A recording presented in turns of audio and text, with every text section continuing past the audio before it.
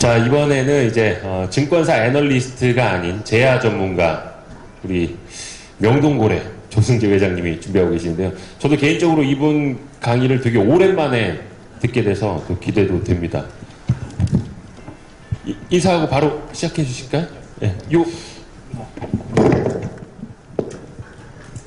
안녕하십니까. 반갑습니다.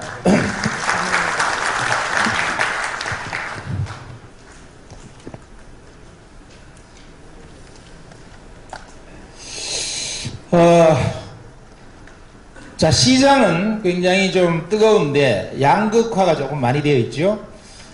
지금 코스닥과 유가증권 시장인 코스피를 보면은 지수는 상당히 좀 빠르게 많이 올라와 있습니다. 그런데 ADL이라고 하는 등락주선을 보면은 지난 1년간 계속 내려왔죠. 그리고 간간히 조금씩 반등을 주는 정도입니다. 이게 뭘 의미할까요? 이 ADL 곡선의 내용이라고 하는 것은 상승한 종목에서 하락한 종목 수를 차감한 누계치를 연결한 선인데, 이것이 1년 내내 내려왔다는 것은 상승의 종목 수가 지수는 올라가는데도 불구하고 하락 종목 수보다 더 적었다는 얘기예요. 그래서 굉장히 선별적인 종목만 올라갔다 하는 것이고요. 그동안에 이 증권계에 상당히 슈퍼게임이나 주식의 상당한 고수들도 요번 장에서 수익을 크게 내기가 쉽지 않았습니다. 그 이유는 지금 이제 성장주들 중에서 여러분들이 가만히 생각해 보시면 작년도, 재작년도에 가장 많이 급등했는 종목, 대표적인 걸 생각해 보면은 우리가 바이오 쪽에서는 신라젠을 꼽을 수 있겠고요.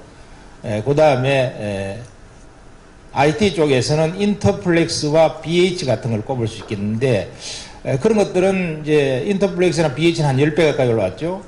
그리고 신라젠은 한 17배가 올라왔는데요. 이것들이 적자가 왕창 났던 것들이에요. 그러다 보니까 재무제표를 이렇게 보는 사람들은 기술 가치나 성장 가치는 좋다는 것을 알아도 쉽게 투자를 많이 하기가, 또 적극적으로 추천하기가 대단히 어려운 상황이었습니다. 그러다 보니까 수익 내기가 좀 만만찮은 그런 상황이었다, 이렇게 보여지죠. 자, 여러분들 어떻게 생각하십니까?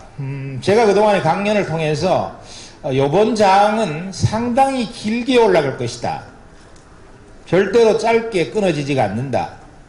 2016년 이 정도에 보면은, 2015년 16년에 보면은 상당히 우리나라의 최고의 전문가라고 하는 몇 사람들이 책도 내고 또 강연도 많이 하면서 2017년부터 우리나라 증시에 폭락이 올 것이다, 또 한국 경제가 망가질 것이다, 세계 경제에 대단한 위기가 올 것이다,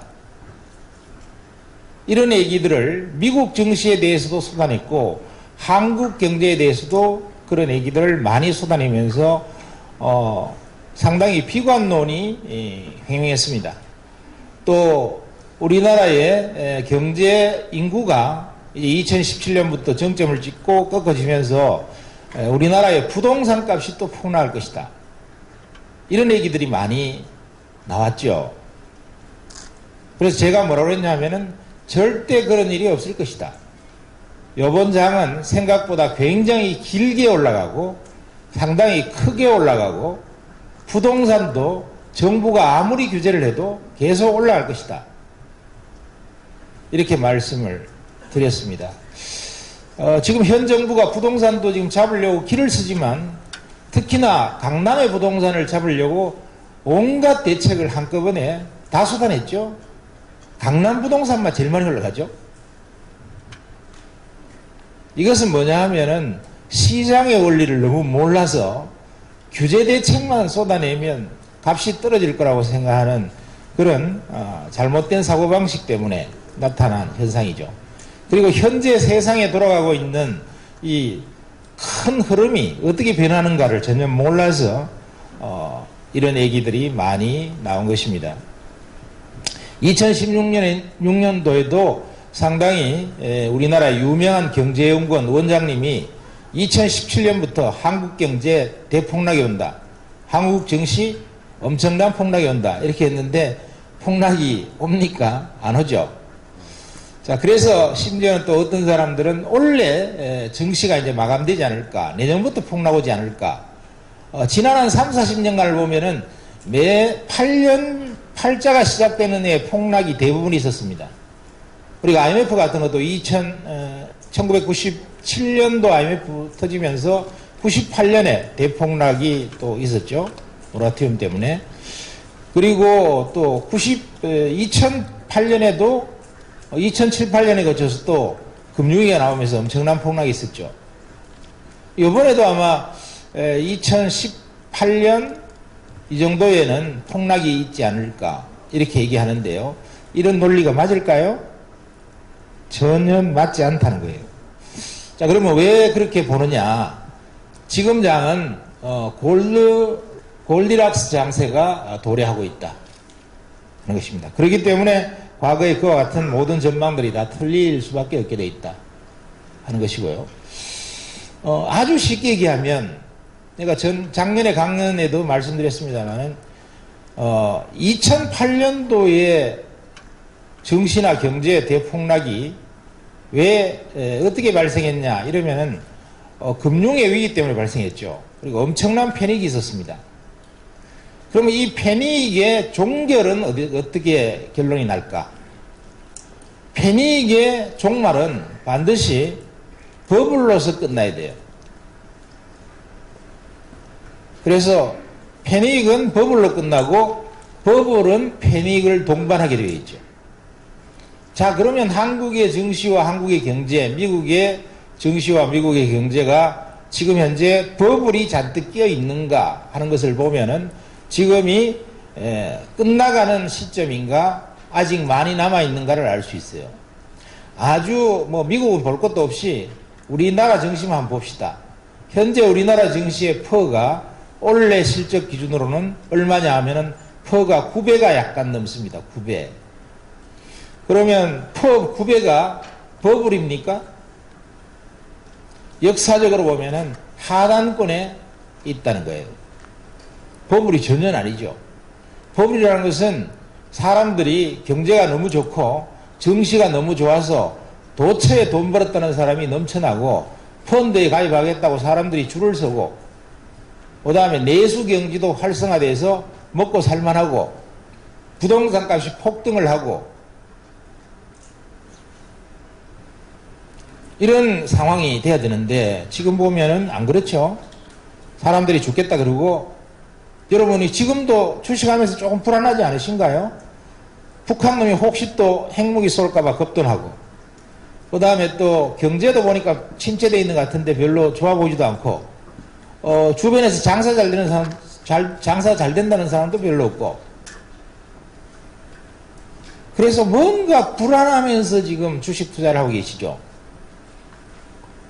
걱정 하나도 안 하고 화끈하게 지금 대박 터질 거라고 생각하면 지금 주식 투자하고 계십니까? 아니실 것 같아. 그렇다는 얘기는 무슨 얘기냐? 이 증시의 격언 중에서 대표적인 것이, 증시는 불안의 벽을 타고 올라가고 낙관과 더불어서 끝난다 하는 거죠. 그래서 지금 전부 불안하게 투자를 하고 있어요. 그 얘기는 뭐냐? 앞으로의 시장이 굉장히 더 길게 갈 것이다, 많이 갈 것이다 하는 것을 얘기하고 있습니다. 자, 이 뉴노멀 시대가 도래했는데요. 성장률은 올라가고 경제 성장률은 올라가고 실업률은 떨어지고 물가는 내려가는 이와 같은 장세죠. 그래서 2009년 이후 2016년까지가 전 세계가 대충 보면 2% 수준의 성장이었습니다. 그런데 작년 이후에 3%의 성장으로 완전히 돌아섰죠. 이제 경제 성장이 제대로 되기 시작한 것이 작년부터 이제 성장이 시작되더라. 작년부터. 지난 한 8, 9년 동안에는 침체되어 있고 횡보된 상태에서 작년부터 성장이 시작이 됐어요. 그리고 세계 경제 석학 중에서 앨런 사이나이라는 석학이 올해는 한국은 3.5%의 성장, 중국은 7%의 성장, 일본은 맨날 마이너스 성장하더만 그것도 2%, 미국도 3%의 성장 시대로 넘어갔다는 얘기죠. 중국이 여기서 우리가 주목해 봐야 될 게 중국이 어떻게 7% 성장이 나는 겁니다. 중국은 이때까지 특히 미국이나 이쪽에서는 계속적으로 중국 경제 성장률은 급격히 떨어질 것이다. 그래서 원래 12%에서 10%를 거쳐서 7%를 거쳐서 작년도에 6.5%쯤 되지 않겠냐. 올해는 한 6%쯤 되지 않겠냐고 예측을 했었습니다. 원래. 그런데 그거와 거꾸로 작년도 6.9% 성장으로 튀어오르고 올해는 7%가 넘는 성장으로 오히려 성장률이 역전이 되고 있다는 거죠. 그동안에 미국 같은 경우에는 중국은 부채도 많고 여러 가지 금융의 문제점 때문에 아마 중국은 부동산 값도 많이 버블이 끼었고 해서 폭락이 올 것이라고 얘기했지만 중국도 지금 가파른 성장으로 오히려 넘어가고 있죠. 경제 위기가 전혀 안 오고 있죠. 그래서 저희 이제 큰 형님이신 조지 소로스, 이 조씨 가문이 낳은 상당히 훌륭한 금융 황제께서 작년도에 중국 경제가 망가진다. 여기에다가 베팅을 해서 위안화 하락에다가 베팅을 했는데 완전히 코피 터져버렸죠. 위안화가 급등해 버렸습니다. 강세로 가서. 그래서 우리 조씨 가문의 수치가 됐는데 어쨌든 이런 예상과 다른 일이 일어나고 있는 것. 왜 일어날까? 한마디로 얘기하면요. 일어날 수밖에 없는 거예요. 왜? 패닉이 와갖고. 이 패닉이 보통 강도였습니까? 자본주의 역사상 최대 규모의 금융위기가 왔기 때문에 엄청난 위기가 오면 국가나 기업이나 개인은 어떤 짓을 하게 돼 있나 하면 위기가 크면 클수록 거기에 따른 대응도 큰 겁니다. 대응을 어떻게 했습니까? 전 세계가 자본주의 역사상 처음 있는 그야말로 돈을 무한대로 찍어내서 풀어버렸죠. 글로벌한 양적 완화 정책을 써서 돈을 무한대로 풀었어요. 미국도 1조 달러가 안 되는 돈을 연준에서 갖고 있다가 4조 5천억 달러. 어마어마한 돈을 헬리콥터로 풀어버린 거 아니에요? 유럽도 마찬가지고, 일본도 마찬가지고, 중국도 마찬가지고. 자, 돈을 겁나게 찍어 놓으면 어떤 일이 벌어질까요? 돈은 엄청나게 들어오면 반드시 이것이 경제를 갖다가 뜨겁게 달구도록 되어 있죠. 자산 가격이 올라가도록 되어 있죠. 왜? 물건은 똑같이 있는데 돈을 무지하게 풀어버리면 돈의 가치가 떨어지기 때문에 자산의 가격이 올라갈 수밖에 없죠. 증시나 부동산 가격은 안 오를 수가 없죠. 그러면 그 돈을 얼마나 찍어냈느냐? 말도 못하게 많이 찍었죠. 세계적으로. 그렇기 때문에 이 결론은 어떻게 날까? 그 무지막지하게 자본주의 역사상 최대로 풀어놓은 돈들이 버블을 일으켜서 버블의 힘으로 종결될 수밖에 없는 구조를 갖고 있다. 그럼 자, 미국도 버블일까? 버블이 아니에요. 미국도 이익이 가파르게 따라오면서 기술 혁신이 일어나고 있고요. 실적도 좋아지고 있고, 또 트럼프가, 우리는 나쁜 놈이라 그러지만 트럼프 때문에 애플 같은 기업들도 미국으로 가고 법인세도 감면시키면서 실적도 경제도 모든 것이 좋아지고 있습니다. 그러다 보니까 결국은 미국조차도 버블이라고 부르기가 곤란한 건전하고 아주 좋은 형태의 경제성장이 일어나고 있다. 중국도 마찬가지예요. 중국도 구조조정을 잘하면서 기술 혁신이 빠르게 일어나면서 부채가 좀 늘었지만 충분히 극복할 수 있는 수준에서 물가도 별로 오르지도 않으면서 실업률이 떨어지면서 성장률이 올라가는 이와 같은 장세가 나타나고 있다는 거죠. 특히 중국이 망가질까? 이걸 갖고 최근에 한 1, 2년 동안에 매스컴에 많은 보도가 있습니다만 중국이 안 망가집니다. 쉽게. 한 2, 3년간은 튼튼하게 버티고요. 버블이 과도하다고 하는 증거가 나와야만 위험한 그런 시그널이 나오는 거죠. 자, 지난해까지 여러분들이 한국 증시가 아직도 많이 더 올라갈 것이다. 길게 올라갈 것이다. 라고 하는 것을 알 수 있는 가장 간명한 증거를 여러분들에게 말씀드리면 작년까지 우리나라의 펀드가 계속 늘었습니까? 계속 펀드 환매했어요. 작년까지. 그리고 일반인들은 어디다가 다 베팅했냐? 인버스 펀드에다가 베팅했어요. 인버스 펀드. 주가 떨어지면 돈 먹는데 그거다 다 질렀다니까. 일반인들이. 그러니까 심리가 극도로 불안하죠. 그 다음에 두 번째, 작년에 우리나라의 개인들이 얼마를 팔았습니까? 펀드에서 얼마를 팔았냐면 펀드에서 한 10조 정도 환매했죠. 외국인이 10조 샀죠. 그죠? 외국인이. 올해 들어와서도 지금 외국인만 2조 정도 샀죠. 올해 들어와서. 자, 외국인이 지금도 줄기차게 사고 있고요. 펀드는 끊임없이 환매를 하고 있고요. 개인들도 주식을 패대기를 치면서 팔고 있습니다. 아직도. 왜 그럴까? 심리가 불안한 것이죠. 그러니까 우리가 주식의 가장 간명한 격언인 주식은 불안의 벽을 타고 올라간다. 계속 타고 올라갈 수밖에 없죠. 그래서 흥분을 해서 버블이 낄 때까지. 그러니까 우리가 2008년도의 버블은 정말 알기 쉬웠죠. 그죠? 왜냐하면 미래에셋 펀드를 가입하느라고 주식의 주자도 모르는 순진한 대학생들 또 적금을 깨서 펀드에 가입하면 돈 먹는다 이래갖고 은행에서 번호표 받아가면서 미래에셋에다가 펀드에다가 가입을 했잖아요. 그죠? 그것이 바로 주가의 대상투의 징후고 그것이 바로 쏠림현상이고 그것이 바로 버블이고 과열의 징후인 거죠. 평소에 관심도 없는 사람이 은행에서 줄을 서서 펀드에 가입한다는 게 웃기는 짬뽕 아닙니까?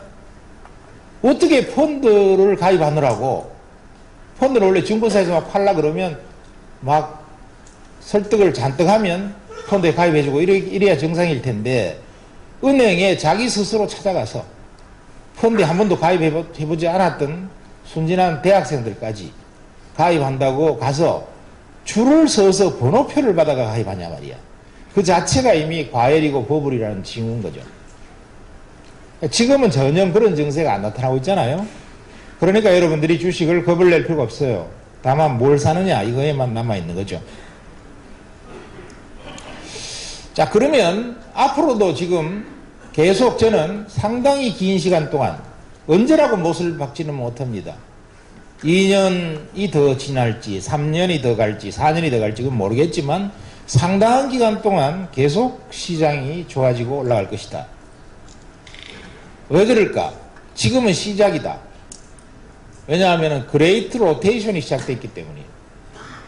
자, 지나간 금리를 보면은요, 금리가 유럽도 마이너스까지 갔죠. 일본도 마이너스 갔죠. 미국은 제로까지 내려갔습니다. 한국은 1.25%. 자, 전 세계가 마이너스로 내려간 데가 너무 많았어요. 혹은 제로나 마이너스. 자, 금리가 자본주의 역사상 마이너스로 내려가 본 역사가 없어. 금리가 마이너스로 내려간다는 것은 돈을 내준다는 얘기죠. 은행에 예금하면 돈 내준다는 얘기야. 이자를. 우리가 이자를 납부하는 게 아니고. 그런 일이 어떻게 일어났나요? 자본주의 역사상 한 번도 일어나 본 적이 없어요. 그런 일이 2008년 금융위기 때문에 일어났어요. 그 얘기는 무엇을 말합니까? 채권의 값이 사상 최고로 올라갔다는 뜻입니다. 금리가 마이너스까지 내려갔다는 것은. 있을 수 없는 수준까지 채권 값이 올라간 거야. 채권의 대상투를 찍은 거예요. 그러면 앞으로는 어떻게 될까? 이제는 금리가 조금씩이나마 급등은 절대 안 할 거예요. 조금씩이나마 자꾸 조금씩 올라가죠. 그죠? 정상화 과정이죠. 금리가 올라간다면 이 금리가 마이너스까지 갔다가 금리가 완만하게 지속적으로 상승한다면 채권의 단기 채권 가격은 채권 값은 굉장히 안 좋아지죠. 그죠? 그래서 채권에서 채권 가격이 급락하게 되어 있고 따라서 채권 투자를 축소하게 되어 있습니다. 그래서 펀드에 가입된 채권들이 주식으로 자금 이동이 글로벌하게 진행될 수밖에 없는 구조다. 그리고 금리 상승은 이제 미미하게 시작되고 있다. 그럼 돈들이 앞으로 일로 쏠릴 수밖에 없다는 거예요. 그래서 골디락스 장세가 그래서 일어난다는 것이죠. 자금의 흐름상 그러하고 경제의 속성상 그러하고 그래서 이 골디락스 장세의 특징은 상승 장세의 기간이 굉장히 깁니다. 그리고 주도주의 순환 장세가 지속적으로 이어집니다. 또 하나 이 이번 상승장이 길어질 수밖에 없는 것은요. 이 ADL 곡선이 지속적으로 올라왔다면 지난 한 2년간 쭉 올라왔다면요 에너지가 많이 소진된 상태가 돼 있어요. 그런데 지난 2년간 계속 내려왔어요. 상승 종목의 숫자가 극히 적었다는 얘기예요. 특히 뭐 슈퍼개미들도요. 여러분들 뭐 1억 갖고 500억, 1000억, 2000억 이렇게 벌었던 사람들도 보면 반토막이 수두룩해요. 여러분들 이름이 꽤 유명했던 슈퍼개미들 지금 계좌 조사해 보세요. 거의 반토막이야. 지난 2년간. 돈을 못 먹었어. 최고의 고수들이. 뭐 그네들은 대충은 우리가 여러분들처럼 성장주 투자를 많이 안 하고 가치주 투자를 하다 보니까 실적이 좋고 자산 가치가 높은 종목을 사는 그런 게 안 갔잖아. 지난 2년간. 그게 대부분이니까 아주 수익률이 저조해요. 그럼 최고수가 돈을 못 먹고 있는데 이게 버블이 될 수 있나요? 이 상승장이 끝날 수 있나요? 끝날 수 없죠. 그래서 이번 상승장의 길이는 굉장히 길 것이다. 에너지를 소비를 별로 안 했어요. 사실 작년도만 보더라도 작년 상반기까지는 주로 IT에서 삼성전자 하이닉스하고 뭐 반도체, 장비, 소재 몇 종목만 딱 골라서 그거하고 전기차 몇 종목 여러 개 달랑 올랐잖아요. 그죠? 은행주 몇 개. 나머지는 안 올랐잖아. 다. 그 다음 이제 하반기 들어오니까 이제 제약 바이오 쪽에서 몇 개, 전기차 몇 개 조금 더. 그 다음에 이제 뭐, 선별적인 종목분들 몇 개 골라서, 재료 종목 골라서 조금 움직이고, 이렇게 했죠. 그죠? 아직도 굉장히 선별적인 종목이 움직이고 있습니다. 이런 것은 에너지가 굉장히 길면서 상승의 길이가 길어질 것 같다. 이렇게 볼 수 있다는 거죠. 자, 외국인 순매수도 계속된다는 거예요. 개인은 계속 팔고, 2017년에 외국인의 순매도가 10조였어요. 순매도가 10조. 이 외국인의 순매수가 10조. 잘못되어 있습니다. 내용이. 2017년에 외국인의 순매수가 10조. 2008년 1월 달에 외국인 순매수가 3조 정도. 계속 사고 있죠. 그러면 지수 2500이 지금 상투일까? 아니, 올시다죠. 왜요? 2007년도 종합지수가 2000포인트에서 상투 찍을 때 매수 주체가 기관과 개인이었습니다. 근데 지금은 매수 주체가 외국인이야. 외국놈이 열심히 사고 있는데 상투를 찍어버렸다. 이런 일은 없어. 왜? 외국놈은 정보도 있고 돈도 많고 똑똑하기 때문에. 그런 일이 없어요. 퍼가 2007년도에는 14배였는데 지금은 10배밖에 안 돼. 그런데 원래 실적이 또 좋아지기 때문에 사실은 9배 정도로 떨어질 것 같아요. PBR도 2007년에 1.8배였는데 지금 1배밖에 안 되고요. 자, 연기금도 원래는 한 10조 삽니다. 계획상. 그 다음에 코스닥 활성화 대책도 썼죠. 그 다음에 가상화폐를 정부에서 강력히 규제하죠. 그래서 가상화폐로 돈이 무지하게 갔었는데요. 그놈의 돈도 주식시장으로 많이 들어오게 생겼다. 가상화폐도 완전히 투기나 사기나 이래서 없어져 버릴 그런 형편없는 그런 뭐 튤립 버블 같은 그런 건 아닙니다. 가상화폐도 일시적으로 주가 가격이 급락하고 이런 것은 언제든지 나타날 수 있지만 우량한 몇 개의 가상화폐는 장기적으로 성장할 거다. 이렇게 보는 것이 맞다고 생각이 들고요. 자, 이번에 코스닥 시장 활성화 방안을 보면은 코스닥 벤처도 활성화하게 소득공제도 해주고 연기금도 투자를 확대하게 하고 펀드도 조성이 되고요. 시총 하위 50개, 50% 기업도 편입을 하죠. 세액 지원도 있고 상장 조건도 완화하고 뭐 등등 이런 것들이 있습니다. 그죠? 가상화폐도 상당히 규제를 많이 강화를 하고 있죠. 그래서 아마 가상화폐 쪽으로 돈이 많이 가기는 앞으로 좀 쉽지가 않을 거예요. 그래도 앞으로 가상화폐 쪽에서 돈이 다 빠져나온다 이러진 않을 겁니다. 가상화폐는 되돌릴 수 없는 거대한 물결이다 이렇게 저는 생각을 하는데요. 어떤 사람들은 뭐 가상화폐가 순 사기 아니냐 이런 사람들이 대단히 많은데 완전히 사기는 아니다 이렇게 볼 수 있고요. 그거 투기 아니냐, 가상화폐는 투기와 투자의 중간선쯤을 줄타기 하고 있는 거다 이렇게 저는 생각이 듭니다. 여러분도 가상화폐에 관심이 있으면 가상화폐를 공부를 엄청나게 해서 본질이 무엇인가를 명확히 꿰뚫어 보세요. 최근에 제가 가상화폐 관련돼서는 세미나를 한 2번쯤 개최를 했는데요. 철저히 연구를 해서 한 2번쯤 세미나를 개최했더니 참가한 사람들이 되게 좋아하더라고요. 이제 가상화폐가 뭔지 확실히 알겠다. 확실히 모르면 투자를 해서는 안 되죠. 가상화폐는. 그리고 가상화폐에서도 앞으로 대박을 낼 수 있는 그런 앞으로 이런 건수들이 많이 있습니다. 그래서 연구를 사실은 공부를 많이 해볼 만한데, 다만 가상화폐는 단점은 뭐냐 하면은 등락이 워낙 심하기 때문에 우선 철저히 모르면은 쪽박찰 확률이 대단히 높고요. 사기가 많아 그 안에. 그래서 뭐 요즘 강남에 가상화폐 이런 거 발행한다고 막 하고 있는 국내 발행용 가상화폐들은 99%가 사기이거나 아니면은 들어가면은 쪽박찰 확률이 99%입니다. 그런 건 웬만하면 안 하는 게 좋아. 국내에서 발행하고 있는 것들, 이런 것들은 거의 다 아마 여러분들이 99%가 망한다고 보시면 될 거예요. 그런데 이제 여기에도 기회는 많죠.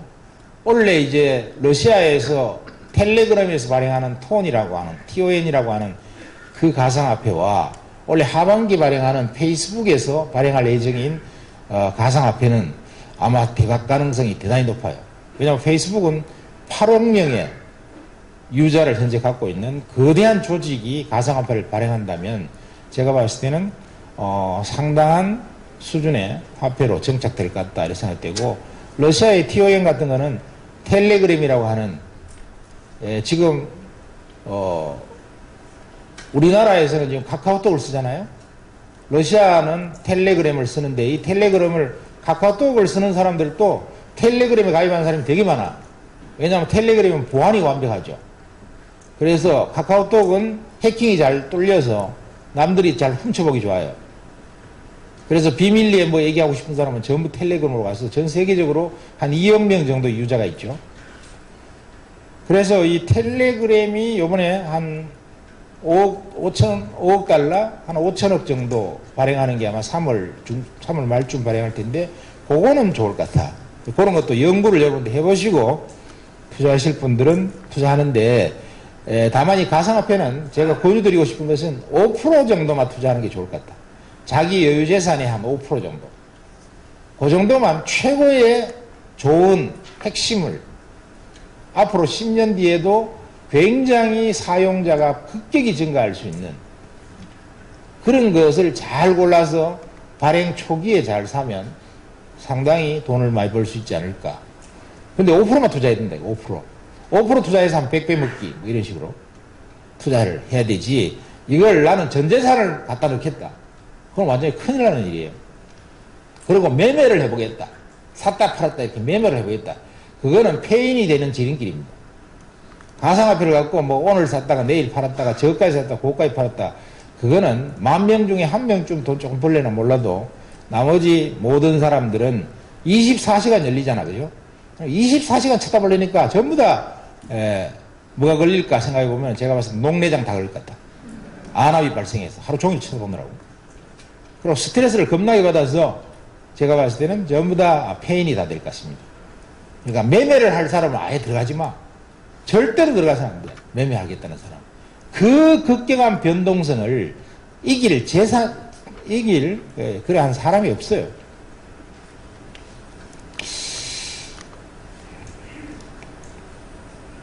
자, 코스닥 활성화 대책, 이거와 더불어서, 셀트리온 3인방이 상당히 부상을 그동안 많이 했죠. 자, 셀트리온에 관해서는 지금 이제 도이치뱅크가 최근에 리포트를 내면서 셀트리온의 목표 주가를 87,000원으로 내려버렸죠. 37만원 넘을 87,000원 이렇게 내려버렸잖아요. 그러고 난리가 났습니다. 그죠? 주가가 한 2, 3일간 급락을 했다가 또 그저께 반등을 쳐서 오늘 다시 마이너스 내려버렸죠. 그러면 여러분들이 이제 생각을 해야 되는데, 우선 셀트리온이 바이오의 전체에도 미치는 영향이 크기 때문에 셀트리온은 정말 도이치뱅크 분석대로 8만원짜리인가? 8만원짜리라면 큰일 나잖아요. 그럼 바이오 다 망가져버려요.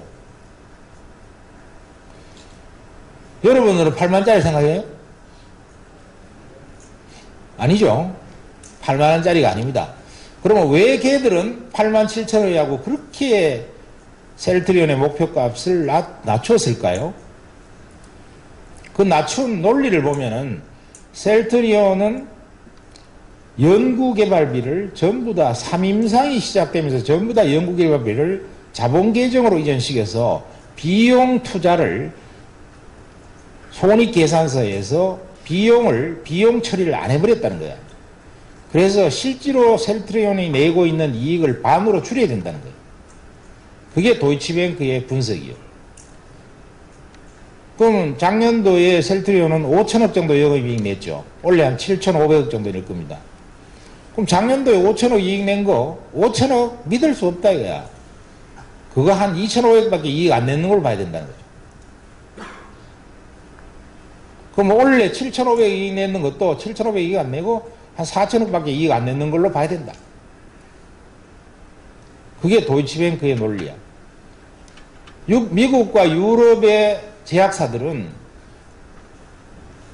R&D 연구개발비를 80% 이상 전부 다 경비 처리를 다 떨고 이걸 3임상이 끝나고 나서 나중에 판매 인가를 받아냈을 때 비로소 자본계정으로 전입을 하는데, 셀트리온은 3임상 들어가는데 바로 이걸 갖다가 전부 자본계정으로 전입시켜서 경비에서는 다 빼버렸다는 거예요. 그러니까 이거는 회계 조작이다 이거지, 쉽게 얘기하면. 그게 이제 도이치뱅크의 판단이고, 그래서 87,000원 목표가를 내렸습니다. 자, 이 도이치뱅크의 진단이 맞나요? 우리는 그런 놈들이 그렇게 분석했다 그러면 그게 맞는지 안 맞는지를 정확하게 우리가 알아야 돼요. 말도 안 되는 엉터리죠. 왜 엉터리예요? 왜 엉터리냐면 셀트리온은 자체적인 바이오시밀러 회사고, 바이오시밀러는 특성이, 산업의 특성이 연구개발비가 10분의 1로 적고 연구개발 기간이 10분의 1로 단축되고, 그 다음에 바이오시밀러는 3임상에 들어가게 되면 실패 확률이 아주 적습니다. 80% 이상 성공 확률이다 이거죠. 신약개발은 3임상에 들어가도 성공 확률이 50%도 안 돼. 그렇기 때문에 셀트리온이 3임상에서 경비를, R&D 경비를 자본화 계정으로 전입한 것은 큰 무리수가 아니라고 볼 수 있는 거예요. 그래서 그 논리가 틀린 거예요. 그렇긴 하지만 셀트리온은 이번에 37만원 감으로써 약간 과대평가된 것은 맞아요. 그죠? 37만원 갔을 때 셀트리온 그룹의 총 시가총액이 65조였죠. 셀트리온은 한 43조쯤 됐죠. 그죠? 43조쯤 됐는데 작년 기준으로 한다면 작년에 셀트리온의 영업이익이 한 4,300억 정도 되잖아요. 그죠? 그럼 퍼가 100배야. 작년에 순이익 기준으로 하면 퍼가 100배. 퍼 100배는 조금 비싸죠. 그죠? 그렇지만 원래는 또 셀트리온이 뭐 영업이익 7,500억에 순이익 한 6천억 이상 나오니까 거기에 비하면은 또 퍼가 한 60배 요 정도 되겠습니다. 그죠? 근데 60배도 약간은 비싸죠. 그게 37만 원일 때. 30만 원 이하로 떨어지니까 이제는 뭐 그렇게 비싸지가 않아요. 지금 한 50배 이하로 내려왔죠. 50배. 50배 같으면 50배는 쳐줘도 된다고 생각이 들어요.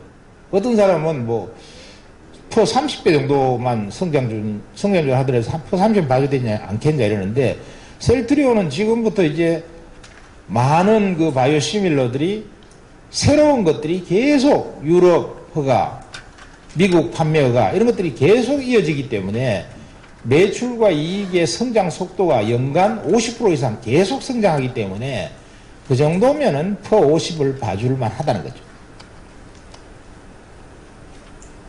지금 가격선은 그렇게 비싸지 않는 선이고 앞에 37만원일 때는 조금 비쌌다 이렇게 생각하시면 될 것 같아요. 그리고 한 셀트리온 기준에서 한 25만원 이하다? 싸다. 그 정도면 20만 3, 4만원이면 싸다 이런 개념이란 말이에요. 자, 그런 개념으로 셀트리온 개념을 잡으시면 될 거고, 자, 셀트리온 헬스케어도 마찬가지고요. 셀트리온 제약은 제가 2년 전에 증권대학 과정에서 2만 1,000원 할 때 셀트리온 제약을 사놓으면 2017년 대박 터질 거다. 1년만 쨍박아 놔라. 파묻기만 하면 아마 엄청난 회사가 돼갈 거다. 그때 제가 말씀드렸던 논리가 첫 번째, 셀트리온의 서정균 회장 동생을 영업 잘하고 있는데 셀트리온 제약의 사장으로 보냈다. 왜 그랬을까?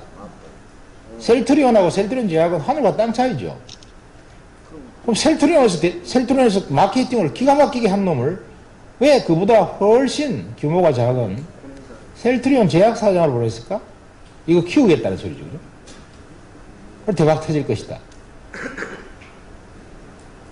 그 다음에 연간 1,500억 정도에 이르는 엄청난 연구개발비를 쏟아붓더라는 거예요.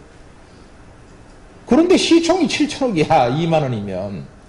아니, 1년에 1,500억을 쏟아붓는데 7천억짜리에다가 1,500억을 쏟아붓는다는 게 말이 돼요? 1,500억을 쏟아붓는다는 것은 앞으로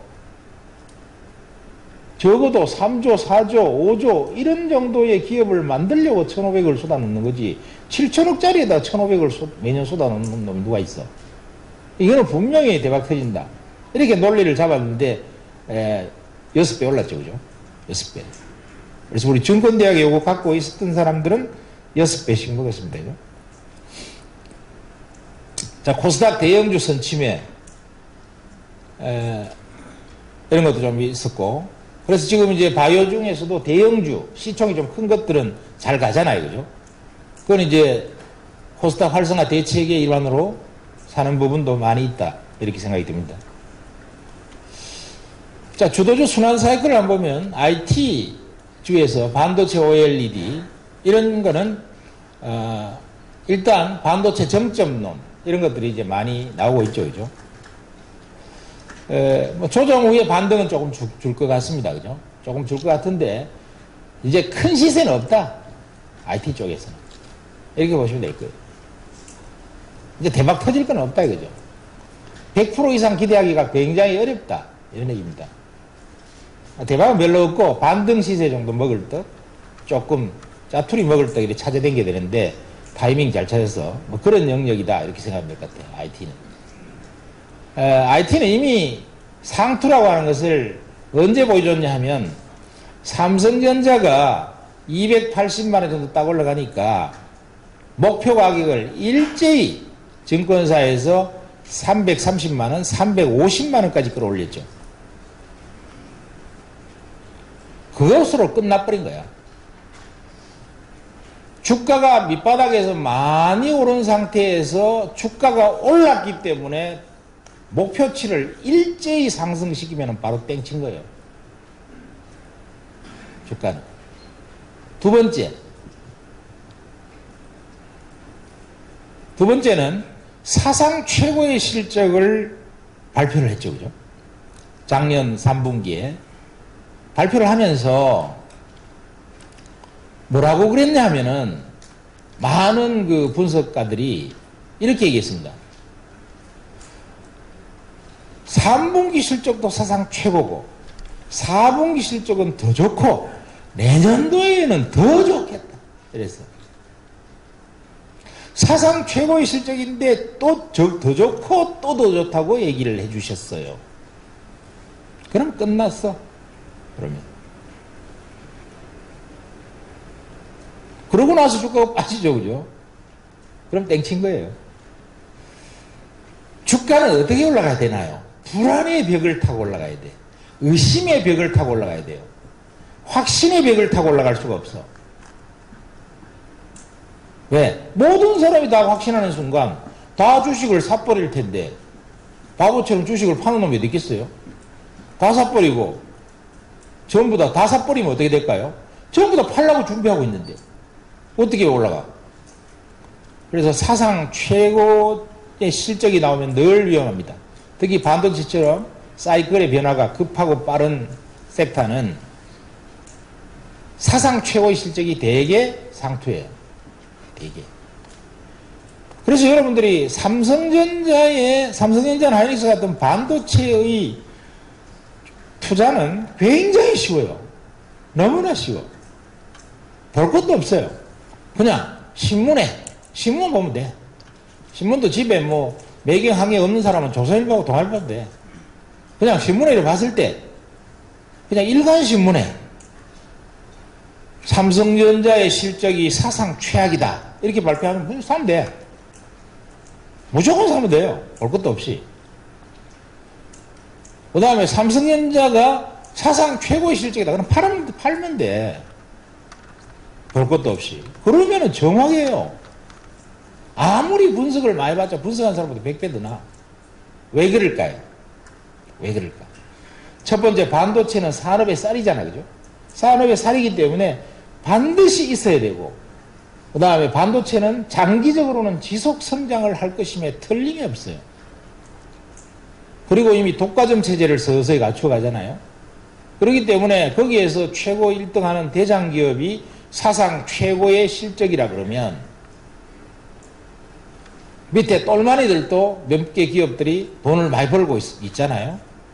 많이 벌고 있을 거기 때문에 이 대장은 어떤 짓을 하느냐 하면 똘마니들이 돈을 못 벌도록 설비 투자를 확 늘려요. 설비 투자를. 똘마니도 돈을 많이 버니까 2등, 3등, 4등도 돈을 많이 버니까 막 공장을 막 늘리죠. 그죠? 막 늘리게 되면 설비가 공급이 초과되죠. 공급이 초과되면 당연히 단가가 떨어집니다. 단가가 떨어지면 실적이 떨어지죠. 실적이 떨어지면 주가가 급락하죠. 마찬가지로 실적이 사상 최고면, 아니 대장 기업이 삼성전자가 실적이 사상 최고면 2등, 3등, 4등은 어떻게 돼 있을까? 걔들은 반 죽는 거예요. 초죽음 돼 있어. 그러면 그 중에서 저 밑에 있는 떨거지들은 망해버려요. 몇 개가 나자빠지고 이래 돼버리면 어떻게 될까? 그러면은 이제 가격이 바닥을 찍고 공급이 적어지고 공장도 안 늘리죠. 그러면은 공급이 적어지면서 단가가 올라가면서 실적이 좋아지면서 주가 급등이 나오죠. 이런 것들을 끊임없이 되풀이하는 것이 반도체예요. 산업의 속성이. 그래서 정점론은 나왔다는 얘기고요. 자, 전기차는 어떻게 볼까? 전기차는 가격이 많이 올랐어요. 특히 전기차 최근에 중소형주들 보면 뭐 포스컴텍을 비롯해서 뭐 코스모와 LNF 에코프로 많이 올랐습니다. 자, 이제 너무 많이 올라서 이제 폭락이 나올까? 폭락은 안 나옵니다. 왜 안 나올까요? 작년도 말에 중국의 시진핑이가 이런 말을 했어요. 중국의 시진핑이가 밑에 경제 관료들을 모아놓고 한국의 전기차 관련 중소형주 우량한 가치, 기술 가치를 갖고 있는 기업들은 돈을 불문하고 무조건 기업을 인수하라. 그 다음에 기업을 인수를 하는데 도저히 인수가 안 될 것 같으면 지분 투자에 적극 참여하라. 라고 하는 지시가 작년에 내려갔습니다. 시진핑이가. 왜냐하면 전기차는 대세라고 하는 거죠. 수소차까지 포함해서 2030년 정도 되면 세상의 대부분의 자동차는 이제 전기차나 수소차로 다 바뀔 것이다 하는 거죠. 심지어 어떤 나라들은 2030년이 되었을 때는 아예 휘발유로 가는 차는 생산을 못하도록 한 나라들이 마구 생기기 시작했어요. 그러니까 앞으로 10몇 년 후에는 거의 전기차나 수소차가 대세가 된다는 거예요. 엄청난 에너지 변화가 일어난다고 하는 것이고, 그럼 한국의 전기차 회사들은 글로벌 경쟁력이 있을까 하는 문제가 발생합니다. 막강하게 있습니다. 왜 막강하게 있을까요? 전기차의 핵심은 결국 배터리거든요. 배터리. 나머지는 다 별거 없어요. 쉽게 만들 수 있어요. 우리나라도 자동차 부품도 많이, 우리나라 회사들도 많이 이제 잘 만들어요. 현대차가 품질 경영을 우선하고 세계 5등이 되다 보니까 잘 되고, 두 번째는 전기차 핵심은 배터리인데, 배터리는 오랜 동안의 기술 개발과 선행 투자가 필요합니다. 근데 전 세계에서 한국이 제일 많이, 제일 오랫동안, 제일 많은 금액을 투자해 왔어요. 한국만큼 빨리 들어가서 지금까지 기술을 개발해온, 기술을 축적해온 나라가 없습니다. 지금 전 세계 기술 수준으로 보면 한국은 압도적으로 세계 1위에요. 배터리 쪽은. 캐파나 볼륨, 크기로 보면은 일본의 파나소닉 1등이에요. 일본 파나소닉은 지가 기술이 좋아서 그런 게 아니고 기술은 형편없는 배터리를 만들고 있는데도 불구하고 테슬라가 세계에서 전기차를 제일 빨리 개발해서 크게 나가다 보니까 테슬라가 파나소닉 걸 쓰기 때문에 지금 현재 캐파가 큰 것으로 나타납니다. 그러나 실질적으로 내공이라든가 기술력이라든가 모든 측면에서는 국내 LG화학과 삼성 SDI와 SK이노베이션이 세계 최고 수준이다 하는 것이고요. 중국의 비아드나 몇몇 개 이렇게 있는데 거기는 기술은 형편없어요. 배터리는 화학을 기반으로 오랜 동안의 투자와 연구를 하지 않으면 배터리를 좋은 걸 만들 수가 없어요. 그래서 한국이 전기차 배터리 쪽 산업은 굉장히 강한 거예요. 세계 최고 수준에 가 있는 거예요.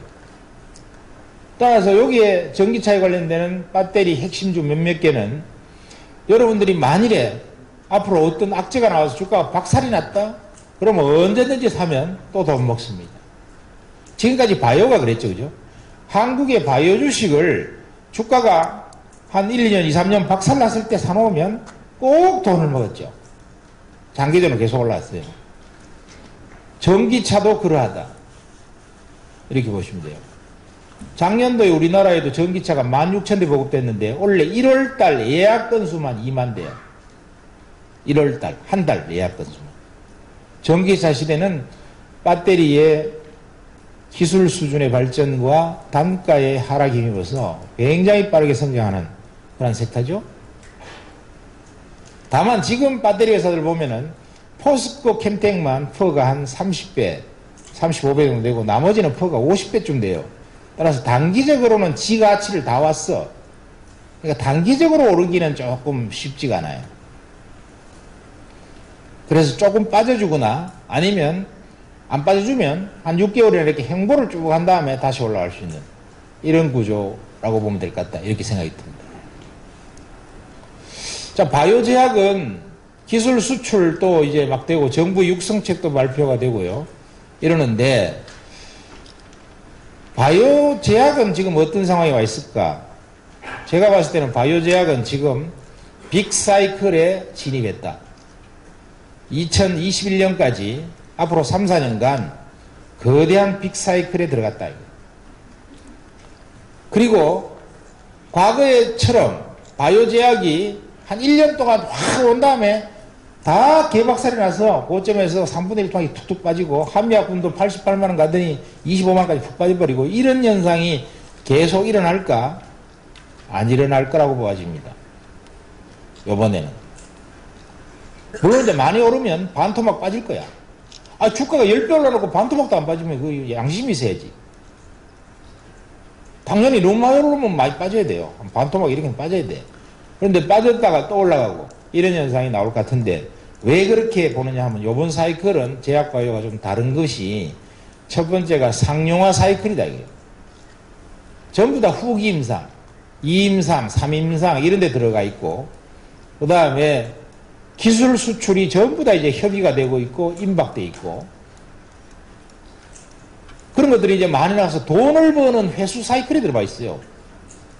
근데 그 회수 사이클이 일제히 회수하면은 일제히 떴다가 다 박살나 버릴 텐데 기업마다 다 달라. 제약바이오 회사마다 올해 대박 터지는 놈, 내년에 대박 터지는 놈, 올해 가을에 터지는 놈, 봄에 터지는 놈. 이게 전부 다 달라요. 기업마다. 그러니까 중간에 호재들이 자꾸 툭툭 터진단 말이에요. 툭 터지니까 이게 주가가 다 일제히 빠질 수가 없는 거야.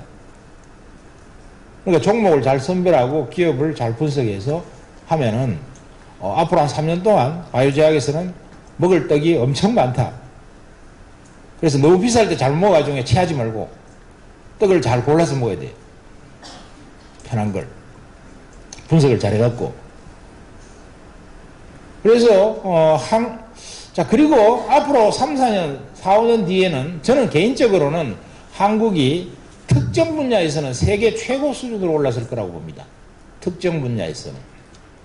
예를 들면 유전자 가위라든가 유전자 치료 중에서 어떤 한 특정한 거, 전 유전자 치료에서 한국이 세계 1등은 어렵겠죠. 미국이 1등 하겠죠. 그러나 몇몇 개 분야, 특정한 분야, 이런 데서는 세계 1등이 많이 나올 것이다. 그거는 저는 100% 확실합니다. 그래서 앞으로 굉장히 10배짜리들이 수두룩하게 나올 것이다. 3년 동안. 그리고 1년에 10배짜리들은 한 몇 개씩 계속 나올 거예요. 근데 여러분들이 잘 모르는 데서 많이 나올 거예요. 잘 모르는 데서. 신라젠을 잘 몰랐죠, 그죠? 에클론을 잘 모르셨죠? 네이처셀도 잘 모르셨죠? 암리스도 잘 모르셨죠? 잘 모르는 것들이 10배짜리가 축축 나오잖아. 잘 아는 거, 호롱생명과학 이런 건 잘 안 오잖아. 많이 안 오잖아, 그죠? 많이 알려진 것에서는 10배짜리가 안 나와. 잘 모르는 것들이 계속 나온다니까요. 한번 두고 보세요. 그러니까 바이오는 정말 공부해 볼 만한 연구고 공부하는 만큼 돈이 되는 거죠. 저도 이제 완전히 열공을 하기 위해서 바이오 쪽에 전문가들 몇 사람하고 연구 조직을 만들었습니다. 스타디 클럽을. 그래서 집중적으로 연구를 하기 시작했는데 앞으로 아마 대박이 굉장히 많이 나올 것 같다. 자, 지금부터 앞으로 한 4, 5년간 한국에서 바이오의 대박이 계속 나올 것이고요. 4, 5년 지나도 계속적으로 더 나올 거라고 봐야 되는 몇 가지 근거를 말씀드릴게요. 자, 첫 번째. 전 세계적으로 고령화가 계속 진행되죠. 고령화가 진행되는 것뿐 아니라 사람들이 장수를 합니다. 앞으로 아마 한 10년 지나면요. 평균 연령이 전부 다 120세 정도 도달할 거야. 120세. 왜? 유전자 치료가 이제 보편화되고 유전자 가위를 통해서 유전자를 전부 다 이제 바꾸고 이러기 때문에 수명이 엄청나게 연장될 거예요. 미국 화이자에서는 사람의 수명을 10년 이상 연장시키는 알약을 한 알에 1,500원씩 팔겠다고 지금 임상에 들어가 있어요. 그래서 수명이 엄청 연장이 될 텐데요. 그러면 수명이 120살까지 살게 되면은 지금 한 80 살다가 120살까지 사양산업을 건드리고 있으면 골 때립니다. 아, 제지주, 암만 뭐 자산 가치가 높아도 갑니까, 제지주? 죽으라고 한 거죠. 왜? 제지는 사양산업이니까. 아무리 재산 가치가 많고 땅이 많고 뭐 이래도 안 가. 죽었다 깨나도. 돈을 잘 벌어도 안 가. 배당을 많이 줘도 안 가. 성장을 안 하니까. 그런데 제약바이오는 지속적으로 성장한다. 이 산업 섹터 자체는. 왜? 아까 역시 사람들이 무병장수를 향해서 달려가기 때문에 그렇다 하는 것이고요. 두 번째는 대한민국이 지난 30년간 1990년부터 지금까지 한국의 최고의 똑똑한 인재들이 어디를 갔는가를 생각해 보세요. 전부 의과대학을 갔어. 전부 다. 의과대학을. 과거에 한국에서 전자공학과를 엄청 가고 나서 우리나라의 IT 산업이 발전했고, 초기에 60년대에 무역학과를 엄청 가고 나서 무역회사들이 아주 성장했고, 90년부터는 전부 다 최고 인재는 전부 다 어디 가느냐? 전부 의과대학을 가. 서울대대가 경쟁력이 1등 아니, 카트라인이. 1년에 3,000명씩 막 쏟아져 나오는 거야. 똑똑한 사람들이. 그래갖고 의과대학을 나와서 이 소위 제약, 바이오, 의학 이쪽에서 결국은 병원에 일단 많이 가 있지만 이쪽에 종사하기 시작했죠. 최고의 인재들이 엄청나게 배출됐다 이거지. 한국 최고의 인재들이. 그런데 최고의 인재가 배출돼갖고는 이 산업이 대박이 안 터져요. 근데 이제 대박이 터질 만한 결정적인 타이밍이 2015년부터 시작된 거예요. 사이클이. 2015년에 불을 붙였고요. 원래 2017년도에 폭발하기 시작합니다. 무슨 사건이 그렇게 만들었나요? 첫 번째 2015년 사건, 한미약품이 만들었죠. 한미약품의 임성기 회장이 종로가에서, 이름도 이상하잖아요. 임성기 이러니까. 이름도 이상한 제약회사 약방하던 사람이, 이 사람은 어디 출신이냐? 임성기 씨는 중앙대 약대 출신이야. 중앙대 약대 나와서 종로가에서 약방하던 사람인데, 약방하던 사람이 말이야. 세월이 뭐 좀 흐르니까 이걸 갖다 한미약품을 세워서 기술 수출을 8조 체력을 해버렸네. 그리고 개인적으로도 재산이 조 단위가 녹아버렸어요. 몇 조가 돼버렸어요. 어떤 일이 발생할까요? 아무 일이 발생 안 할까요? 저는 거기에서 무서운 변화가 한국 사회에 생겼다고 봅니다. 자, 중앙대 약대 출신이 8조 5천억을 수출하면서 개인 재산이 3, 4조리 확 돈을 벌어버리면 서울대 약대 나온 놈들은 얼마나 야마가 돌까? 머리가 뺑그러 돌 거라 이거든요. 그리고 유한양에 다니던 사람도 서울대 약대 나오고 이런 사람이 많이 다니는데 얼마나 쪽팔릴까?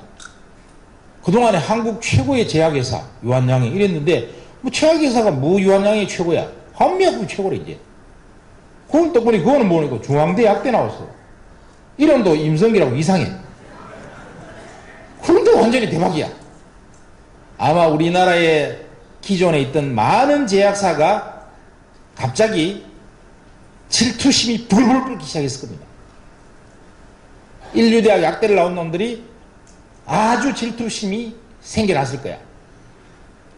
그러다가 이제 바짝했죠, 그죠? 바짝했는데 작년도에 제2탄이 탄생했죠. 신라젠.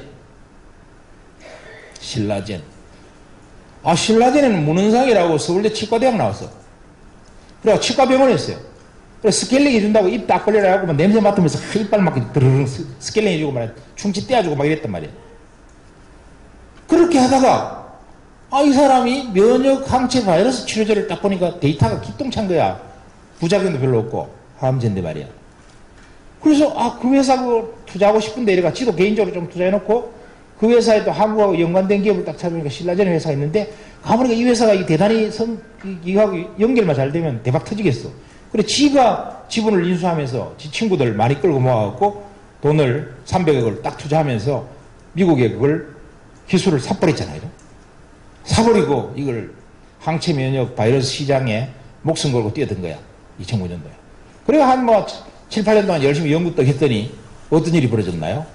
시총이 이번에 15만원 갔을 때 10조가 탁 됐거든. 개인적으로도 1조 5천억 딱 돈 벌었어요. 치과병원에서 이렇게 이빨 막 닦고 이러더니 갑자기 1조 5천억 이래버리는 거예요. 그러면은 서울대, 네, 그래요. 5분 내로 할게요. 한 10분? 5분? 10분 해도 되나? 10분 해도 돼? 10분. 그래서 이제 완전히, 뭐냐 하면, 이게 문헌상 씨가 이번에 슈퍼스타로 떠올랐잖아요. 그럼 치과는 서울대에 들어봤을 때는 약간 한 수 낮게 보죠, 그죠? 의과대학, 치과대학 이러면. 그런데 그럼 서울대는 의대 나온 돈들 뭐야? 이렇게 되는 거죠. 서울대 의대 수석 졸업해가지고 삼성병원에 이래서 봤자 한 달에 월급 1,500만 원, 2천만 원 밖에 안 주는데, 모은 놈 보니까 치과병원 조금 하고 투자해버렸더니 갑자기 1조 몇천억 이래버리는 거야. 나는 한 달에 1,500만 원, 2천만 원 버는데 말이야. 내 재산 갖고는 20억밖에 안 되는데, 저는 볼 때 1조 말이야. 나는 뭐야? 질투가 시작됐다니까, 지금. 거기다가 3탄이 또 나와버렸어. 셀트리온의 서정진 회장이. 이 사람 어디 나왔냐면, 건국대학교 산업공학과 나왔어. 그냥 봐야도 모르고 아무도 몰라. 그런데 실업자가 돼갖고 미국 가서 뭐 해 먹고 살면 되겠노? 이러고 쳐다보다가, 이거 바이오시밀 되겠다. 이래갖고 딱 들어와서 한 10년 동안 코피나기 좀 고생 좀 했지만, 딱 했더니 시총이 그룹 시총이 이번에 최고 올라가서 65조가 가버렸어요. 현대차가 35조인데 현대차 2배가 돼버렸어. 그룹 시총. 그러니까 자기 개인 재산도 10몇 조. 우리나라 재벌 서열 2위가 돼버렸어. 이 사람 뭐냐? 자동차 팔다가 뭐 건국대학 산업공학 나오고. 그럼 서울대 놈들은 도대체 뭐 한 거야? 서울대 의과대학 놈들은. 예? 이런 생각이 딱 들잖아. 그러니까 서울대 다닌 놈들은 막 그냥 가슴이 아플 거야 지금. 저끼리 만나면 야 씨발 그 서정지 말이야 그 건국대학교 나왔는데 말이야 지 별가 있는 놈이 말이야 완전히 막 씨발 재벌 의과대학 재벌 바이오 재벌이 됐는데 우리는 뭐 했지 이거? 우리 자성하자. 한강물에 뛰어들 자살하자. 접시물에 뛰어든지 이래 될 거 아니에요. 질투가 시작됐어. 드디어. 그럼 한국은 질투가 시작되면 어떤 일이 벌어지는가? 여러분들 US 오픈에 박세리 골프 따기가 우승해버렸잖아요. 그리고 어떤 일이 벌어집니까? 뭐 땅콩 김미연이부터 시작해서 박성현이 뭐 그러면서 이름도 모르는 전인지 뭐야 막 줄줄 사탕으로 막 온 성씨들이 다 나오면서 우승 다 해버려요. 싹쓸어버립니다. 돈 된다 이러면. 그러니까 막 모든 분야에서 1등이고 엄청나게 단기간에 돈을 벌면은요 사람들이 돌아버려요. 한국은 질투의 문화가 가장 무서운 문화예요. 영종도 을왕리 해수욕장 가보세요. 조개구이집 잘린다 그러고 조개구이집 300개 쫙 늘어서버려요. 300개. 전부 다 조개구이집이야 아마. 그게 한국의 문화예요. 지금부터 한번 보세요. 앞으로 10년 동안 한국에서 10배짜리가 매년 쏟아질 거야. 제약바이오에서. 왜냐면 이제는 상용화 사이클에 딱 들어왔거든요. 그러니까 제약바이오 전체적으로 빌빌거려도 뭐 하나 툭툭 튀어나오는 게 있을 거예요. 왜? 이제 돈 되는 걸 만드는 놈이 생기고 이제는 막 전부 다 서울대 의과대학 나오는 놈들은 눈이 바짝바짝거리면서 나도 1조 나도 1조 전부 다 1조야. 1조. 기본이 1조 벌겠다고 다 나서는 거예요. 그러면 한국은 됐나 이게. 왜? 최고의 인재가 최고의 기반 시설을 갖추고 최고의 돈들이 한국에서는 돈들이 전부 다 바이오로 다 몰리고 있어요. 그 돈을 받아서 1조를 목표 뛰는데 안 되겠어요? 됩니다. 그래서 지금부터 공부를 엄청 하시라는 얘기고요. 바이오시밀러 쪽에서도 삼성바이오로스 셀트리온 같은 거는 제2의 삼성전자야. 제2의 삼성전자. 악재가 나와서 한번 푹 빠진다면 무조건 사면 돈 먹어. 왜? 반도체 속성처럼 장기 성장 산업이 거기서 1등, 2등은 독과점적인 영역을 구축할 거니까. 중국 소비, 자, 중국 소비 해빙주도 좀 있고요. 이거 가버렸네. 그래서,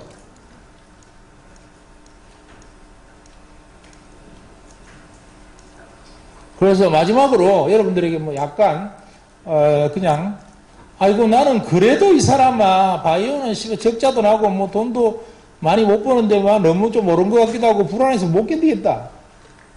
이러시는 분들을 위해서 종목을 조금 준비해 왔고요. 그 다음에 바이오 쪽은 앞으로 굉장히 주목해 봐야 될 차세대 섹터가 유전자 섹터입니다. 유전자. 유전자 가위가 이거 나왔죠. 유전자 가위 중에서는 대표적인 게 툴젠이죠. 툴젠을 여러분들이 시총을 잘 보시고 장기적으로 잘 봐야 돼요. 유전자 가위 한국 1등이잖아. 지금 장외 쪽에 거래돼서 아직 코넥스에도 안 넘어왔어요. 그래서 그렇지만 거래는 할 수 있어요. 워낙 유명해서 할 수 있는데 그게 1등이니까 그거 잘 봐야 될 것이고, 그 다음에 유전자 쪽에서 지금 바이로메드라든가 뭐 티슈진이라든가 신라젠은 이미 다 놔버리고 그죠. 기술 가치, 지 가치가 10조인데 10조 다 놔버렸어. 그냥 10분만 가고. 그래서 바이로메드는 지금 기술 가치가 10조라 그러는데 2년 전에 2015년에 기술 가치 5조 그랬거든요. 지금 현재 4조 4천억이야. 그러니까 단기적으로 이게 현재 기술 가치 수준은 거의 8, 90% 올라갔고 3년 뒤에 상용화됐을 때 기술 가치는 10조인데 그거에 대비하면 3년 후 가치에 대비하면 더블이 남아있고 이런 것이 바이로메드고요. 그럼 티슈진 같은 아주 좀 덜 올랐고 지금 시총이 3조 5천억이죠. 이런 것들이 좀 나오는데 유전자 쪽을 잘 연구해야 돼요. 유전자. 그 다음에 유전자 가위 쪽, 유전자 쪽. 그 다음에 줄기세포가 이제 상용화가 이제 본격적으로 시작이 서서히 되기 시작합니다. 차바이오텍은 원래 2019년, 20년 정도부터 이제 황반변석 되면서 대박이 터지는데 좀 빨리 움직이기 시작하고, 그 다음에 실적이 앞으로 되게 좋아질 숨겨진 종목들 하다 보면 한전기술하고 한국항공우주를 잘 봐야 될 거예요. 한전기술 여러분들 뭐 탈원전 이래갖고 완전히 회사가 망해갖고 없어지는 줄 알았잖아요. 그죠? 14만원짜리가 2만원까지 내려왔는데 이게 보리 오리코기 다시 공사 재개했죠. 그러니까 최소한도 국내 기반은 살렸죠. 그죠? 완전히 없어지진 않았어요. 그 다음에 영국 원전이 이번에 수주됐죠. 그러면 약간 이제 사기열에 터요. 이번 하반기에 사우디 원전이 수주되면 16기 100조짜리인데 제가 봤을 때는 한국이 다 수주할 거라고 봅니다. 그것이 수주되면 완전히 인식이 달라져요. 뒤집어져요. 그러면 새로운 시세가 시작될 수 있어. 그러니까 모두가 안 된다고 생각하고 다 짓밟으린 쪽에서 꽃이 피면 빼앗긴 들에도 봄이 오는가 이러면서 시세가 꽤 튈 수 있는 여지가 있죠. 한국항공우주도 완전히 더 망가져갖고 찌그러져 있다가 다시 살아나면서 이번에 이제 올 1분기 정도에 미국의 항공훈련기 수주가 되면 지금 될 폼이 보이고 있어요. 그죠? 김정은 씨가 지금 미국에 가고 수주 활동하고 있는데 17조 수주되면 35조가 바로 따라오고 연말까지 올해 혹은 내년까지 한 100조 정도 토탈 100조 수주가 될 것 같아요. 미국의 항공훈련기를 한국에 수주했다면 글로벌하게 지금 따라올 돈이 50조가 수주가 들어와요. 100조 같으면 1년에 매출이 3조인데 100조 수주했다 그러면 30년치를 수주하는 거니까 완전히 새로운 계기로 전환할 수 있는 그렇게 될 수 있습니다. 자, 시간을 많이 초과해서 대단히 죄송스럽게 생각하고요. 여러분들이 지금부터는 이 4차 산업혁명 시대에는 공부를 많이 해야만 배짱 있게 투자해서 큰 수익을 낼 수 있고 이 흐름이 어떻게 변해가는가 하는 걸 잘 봐야 수익을 많이 낼 수 있습니다. 매매를 단기적으로 뺑뺑이 돌려갖고는 수익 내기 굉장히 어렵기 때문에 성투하시기를 바라겠습니다. 자, 감사합니다. 고맙습니다.